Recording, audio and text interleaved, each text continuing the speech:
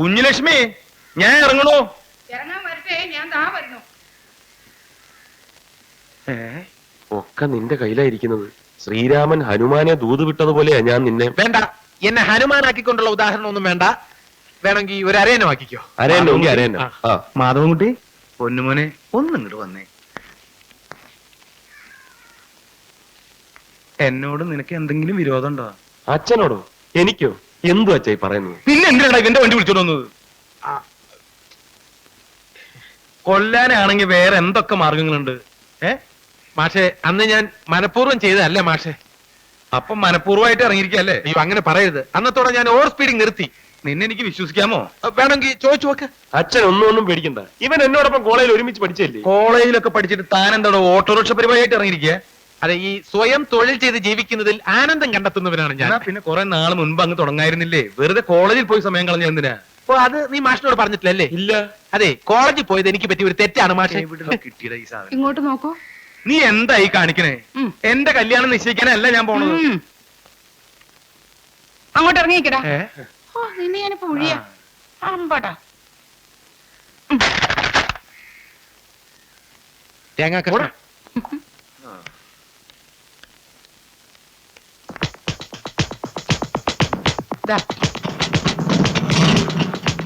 പോ.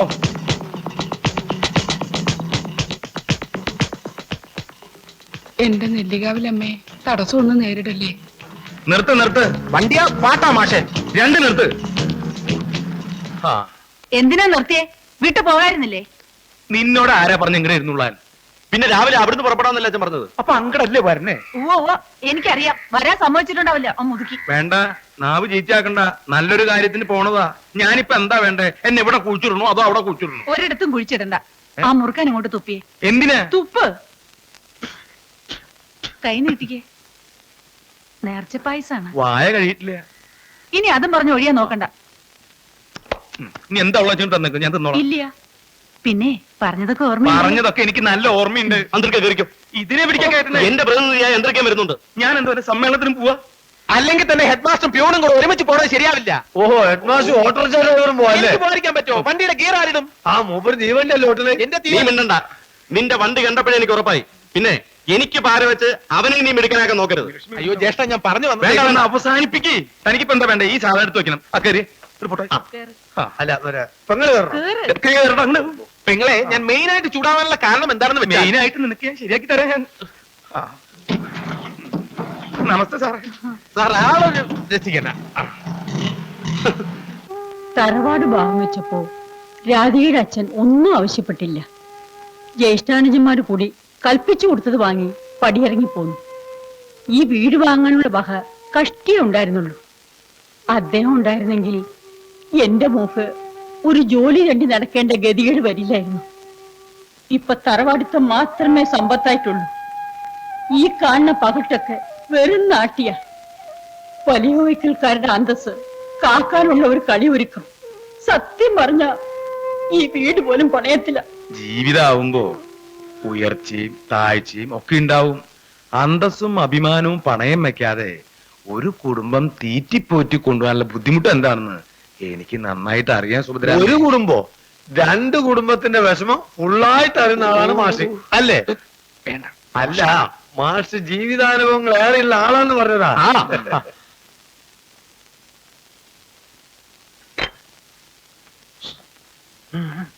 ഞാൻ വന്നത് മറ്റേ കാര്യത്തെ കുറിച്ചൊരു തീരുമാനം അറിയാനാ. പറയുന്നുണ്ടെന്ന് തോന്നരുത്. സത്യം പറഞ്ഞ ഞങ്ങൾ രണ്ടാളും സ്കൂളിൽ നിന്ന് പോന്നത് മുതൽ ഈ മറ്റേ കാര്യം എന്താന്ന് ആലോചിച്ച് വിഷമിച്ചിരിക്കുക. എന്താടോ ഇത്? താനല്ലേ പറഞ്ഞു ഇവർക്ക് താല്പര്യം ഉണ്ടെന്ന്? അതെ, അതായത് ഈ ആങ്ങളൊക്കെയുള്ള സ്ത്രീകളെടുത്ത് പെങ്ങളെ കെട്ടിക്കൽ ഒരു പുതിയ കാര്യമൊന്നുമല്ലല്ലോ. ആങ്ങളേക്കുള്ള സ്ത്രീധനോ? അതേന്ന് ഒന്നും തോന്നാട്ടെ.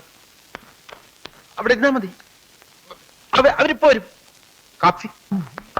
രാധിക കുട്ടീനെ കൃഷ്ണൻകുട്ടിയെ കൊണ്ട് കല്യാണം കഴിപ്പിക്കാൻ കുറുപ്പ് മാഷക്ക് താല്പര്യമുണ്ട്. നിങ്ങൾ കൊടുത്ത 40,000 ഉറുപ്പ കൊണ്ടാണ് അമ്മുക്കുട്ടിയുടെ കാര്യങ്ങൾ കുറുപ്പ് മാഷ് ഒരു ഉറപ്പിലാക്കിയത്. അത് രാധികക്ക് വേണ്ടി കൊടുത്ത സ്ത്രീധനാണ് കുട്ടിക്കോളി.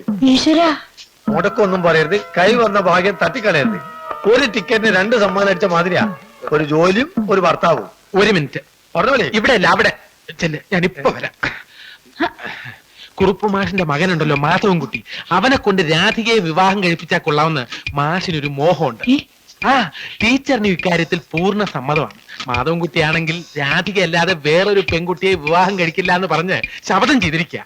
അതിപ്പോ ഒക്കെ ഒന്ന് ശരിയായിക്കോട്ടെ എന്ന് കരുതിയാ ഞാൻ ഇതുവരെ ഒന്നും മിണ്ടാതിരുന്നത്. അമ്മച്ചി ഒന്നും മിണ്ടണ്ട, നമുക്ക് ആലോചിച്ച് സൗകര്യം പോലെ നടത്താം. വന്ന എന്താ മറ്റേ കാര്യം എന്താണെന്ന് മനസ്സിലായോ? മനസ്സിലായി. രാധികയെ വിവാഹം കഴിച്ചു കൊടുക്കാൻ എനിക്ക് സമ്മത. മാത്രല്ല, ഇങ്ങനൊരു ആലോചന വന്നത് എന്റെ മോളുടെ ഭാഗ്യം എന്നാ ഞാൻ കരുതണേ. പക്ഷേ രണ്ടുപേരിൽ ആർക്കു വേണ്ടിയാന്നുള്ള തീരുമാനിക്കേണ്ടത്? അല്ല, ഇതിലിപ്പോ പ്രത്യേകിച്ച് എന്താ തീരുമാനിക്കാനുള്ളത്? മാധവൻകുട്ടിയാണല്ലോ മൂത്തത്, അപ്പൊ ഫിക്സ് ഫിക്സ്. എന്ത് ഫിക്സ്? ഇവിടെ മൂത്തകളെ എന്നുള്ള പ്രശ്നമൊന്നുമില്ല. മാധവൻകുട്ടി ജനിച്ചത് എങ്കിലും ആദ്യം ജനിച്ചത് മാധവൻകുട്ടിയാണല്ലോ. എനിക്ക് രണ്ടാളും ഒരുപോലെ എന്നൊക്കെ പറഞ്ഞ അവര് തമ്മിൽ ഒരു അംഗം വെട്ടി നോക്കിയാലോ? അംഗം വെട്ടാനാ അവന്മാരെന്താ ചേകോമാരാ? പിന്നെ കരാട്ടാവല്ലേ മാഷെ? അതിനും നല്ല ലക്കിടിപ്പാ. ആ നീ ലോട്ടറി നറുക്കെടുക്കും പോലെ. അയ്യ, ഇയാള് അംഗം വെട്ടും നറുക്കെടുപ്പ് ഒന്നും വേണ്ട. ഇവളുടെ ജാതകം ആർക്കാ ചേരുന്നെന്ന് വെച്ചാ അത് നടത്താൻ എനിക്ക് സമ്മത. അതാണ് അതിന്റെ ശരി. എന്റെ പരിചയത്തിൽ ഒരു കണിയാറുണ്ട്. കാര്യം പറഞ്ഞ കറക്റ്റ് മീറ്ററാ. ഒരു പോയിന്റ് അങ്ങോട്ടും ഇങ്ങോട്ടും വ്യത്യാസം ഉണ്ടാവില്ല. മീറ്റർ പോയിന്റ് ഒക്കെ വെച്ച് പറയാൻ എന്താ ഓട്ടോറിക്ഷ മാറ്റാണ്? വേണ്ട, ആരും കയർ പൊട്ടിക്കണ്ട. പൊരുത്തം നോക്കി കൃത്യമായിട്ട് പറയുന്ന ഒരാളെ എനിക്കറിയാം. രാധികയുടെ ജാതകം തന്നയക്കുന്നോണ്ട് വിരോധമുണ്ടോ? എനിക്കൊരു വിരോധവും ഇല്ല. പ്രതിനിധികൾക്ക് തൃപ്തിക്കുറവൊന്നുമില്ലല്ലോ. സന്തോഷേ ഉള്ളൂ. കൃഷ്ണൻകുട്ടിയെ കാര്യങ്ങൾ പറഞ്ഞ് ഞാൻ സമ്മതിപ്പിക്കും. മാധവൻകുട്ടി ഞാൻ പറയുന്നതിനപ്പുറം നിൽക്കില്ല. മതി. തന്റെ പേരെന്താ? അത് മാഷിക്കാരനൂടെ ചോദിച്ചതിന് മാത്രം ഉത്തരം പറഞ്ഞാ മതി. നമ്മളെ പേര് അന്ത്രു. തന്റെയോ? മണികണ്ഠൻ. തന്നോട് ചോദിച്ചില്ല. Next PK Manikandan. എന്നാ എന്റെ പേര് കുറുപ്പ് മാഷെന്ന. മുല്ലേത്ത് ബാലകൃഷ്ണ കുറുപ്പ്. മാധവൻകുട്ടിയുടെയും കൃഷ്ണൻകുട്ടിയുടെയും അച്ഛൻ ഞാനാ. അവരോട് ഇക്കാര്യം പറയാൻ പ്രത്യേകിച്ച് വില കുറഞ്ഞ ബ്രോക്കർമാരുടെ ആവശ്യമില്ല. Broker broker.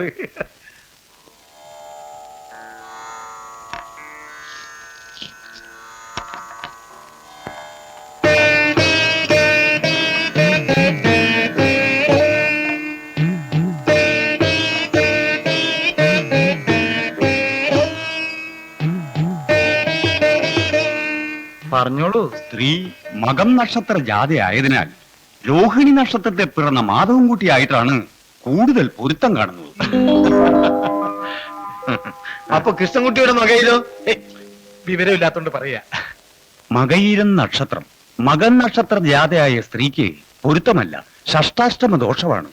ഇത് കരുതി കൂട്ടി ഉണ്ടാക്കിയ ദോഷാണ്. ജാതകം പൊരുത്തപ്പെടുന്ന ആൾക്ക് വേണ്ടി മറ്റേ ആൾ ഒഴിഞ്ഞു കൊടുത്തു കൊള്ളാമെന്ന് കരാറിൽ പറഞ്ഞിട്ടുള്ളതാണ്. ഈ ജാതക പൊരുത്തത്തിൽ എനിക്ക് വിശ്വാസമില്ല. എനിക്ക് വിശ്വാസമാണ്. എനിക്കില്ല. എനിക്ക് വിശ്വാസമാണ്. എനിക്ക് വിശ്വാസമില്ല. തനിക്ക് വിശ്വാസം വേണ്ട, എനിക്ക് വിശ്വാസമുണ്ട്. അല്ലെങ്കിൽ മുല്ലേത്ത് കുറുപ്പ് മാഷ് സത്യത്തിനും നീതിക്കും വേണ്ടി നിലകൊള്ളുന്ന ആളാണെന്ന് എന്റെ അച്ഛൻ പറഞ്ഞ് ഞാൻ കേട്ടിട്ടുണ്ട്. പിന്നെ ഒരു കാര്യം ഞാൻ പറയാം. പൊരുത്തപ്പെട്ട ജാതക പ്രകാരം മാധവൻകുട്ടിയെ കൊണ്ട് രാധികയെ വിവാഹം കഴിപ്പിക്കാൻ ഞാൻ തീരുമാനിച്ചു കഴിഞ്ഞു. ഇനി ഈ കാര്യത്തെ ചൊല്ലി ആരെങ്കിലും ഒരു അക്ഷരം മിണ്ടിയാൽ എന്റെ സ്വഭാവം മാറും.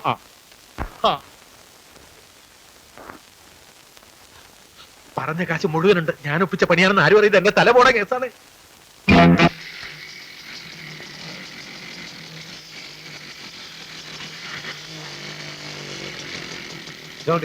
അതാവൻ ഡീസൽ ഒഴിച്ച് ഓട്ടോ ഓടിക്കാനുള്ള സംവിധാനം വരും. പിന്നെ നീ പോയിട്ട് മണികണ്ഠനോട് കണ്ട് വരാൻ പറയും.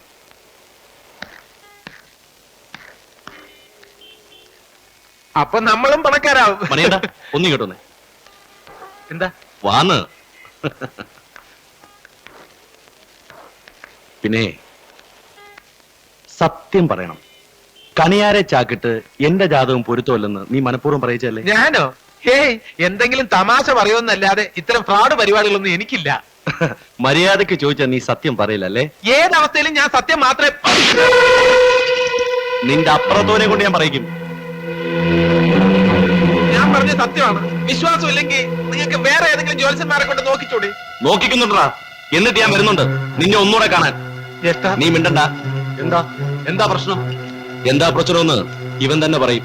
എന്താ പ്രശ്നം? ഏയ്, ഒന്നുമില്ല. ഒന്നുമില്ലാതെ ഒന്നുമല്ല. അവനെന്താ വട്ട? സത്യം പറയടാ. സ്റ്റാൻഡ് വന്നാ നിന്നെ അവൻ തല്ലിയത്. അതിന്റെ കാര്യം എന്താന്ന് ഞങ്ങൾ കൂടി അറിയണം. പറയടാ. ഒന്നുമില്ല. അതെ, ഞാനും അവന്റെ പെങ്ങളും തമ്മില് സ്വല്പ പ്രേമത്തില. അതിനെന്താ തല്ലണോ?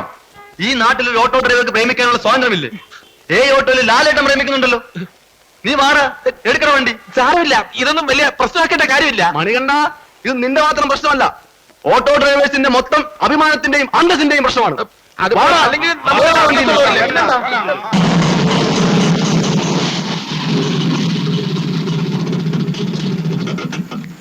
ഇറങ്ങി വാടാ. അതെ, വേണ്ട, വെറുതെ ആളത്തുണ്ടെങ്കിൽ ഇറങ്ങി ഉണ്ടാക്കണ്ട. വാടാ. ഇതിപ്പോ നിന്റെ മാത്രം പ്രശ്നമില്ല, ഇറങ്ങിയില്ലെങ്കിൽ നിന്നെ ഇനി ഞങ്ങൾ ചെല്ലും. വാടാ. വിട്, വാ. ഞാൻ വരാം. അവൻ വണ്ടി കയറിയിരിക്കുന്നുണ്ട്. എന്താ പ്രശ്നം?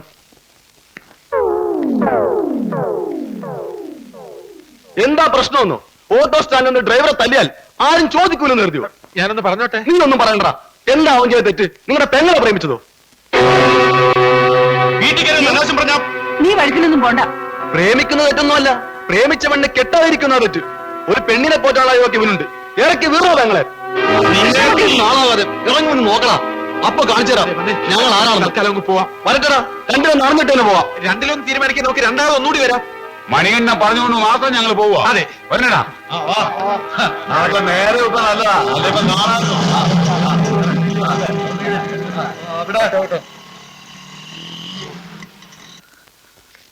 എന്തൊക്കെ ഈശ്വരെ കേക്കണത്? ഒക്കെ കരുതിക്കുട്ടി ചെയ്യുന്നതാ. ആരെന്നറിയോ? അച്ഛന്റെ പുന്നാര മകൻ മാധവൻകുട്ടി. ആ അമ്മുന്റെ കല്യാണം തീരുമാനിച്ചതേ തള്ളയ്ക്ക് മകന് സഹിച്ചിട്ടുണ്ടാവില്ല. ഇത് ഞാൻ വെറുതെ വിടുമെന്ന് കരുതണ്ട. എന്താ ചെയ്യേണ്ടതെന്ന് എനിക്കറിയാം.